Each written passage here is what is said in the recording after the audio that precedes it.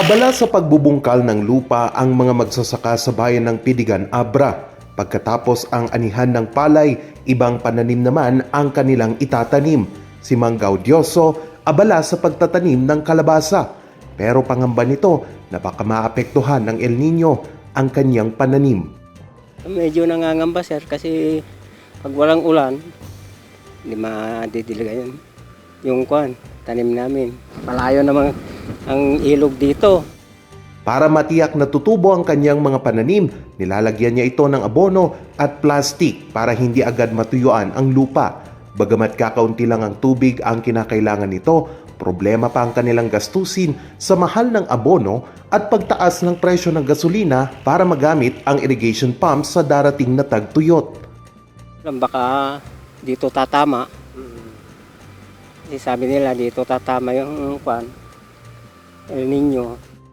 Ang magsasaka namang si Nelson, idadaan na lang sa diskarte para maibsan ang El Nino. Kalabasa rin ang plano nitong itanim ngayong Nobyembre. Isa pa mi ngay mula sir, tano kasta maabo mi ti danom ito, tano umabot ti bulan ti Mayo, awan ti danom mi nga talaga to sir. Tano mais gamin dakkel mo ti gastusan mi sir. Ang sakahang ito, mais ang itatanim na hindi masyadong nangangailangan ng tubig kumpara sa palay. Isa ito sa mga deep well na pinagkukunan ng mga magsasaka ng kanilang patubig sa mga hektaryang palayan dito sa Barangay Alinaya dito sa Pidigan, Abra.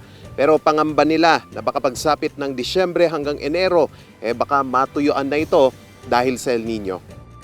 Isang Abra sa mga direktang aapektuhan ng El Nino. Nauna nang tiniyak ng National Irrigation Administration ang pagsasaayos ng mga irrigation sa Abra at iba pang probinsya ng Cordillera. Ito'y lalo na 30,752 na hektarya ng taniman ang posibleng maapektuhan sa rehiyon. Ang Department of Agriculture handa na rin para dito. Andiyan din yung ating pamamahagi ng mga water pumps together with yung ating mga water hoses na sinimulan na natin ipinamahagi actually yung mga water pumps na ito sa mga Farmers Cooperative Association.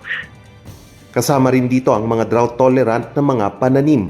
Nabuo na rin ang mga task units na tutugon sa mga pangangailangan ng mga magsasaka.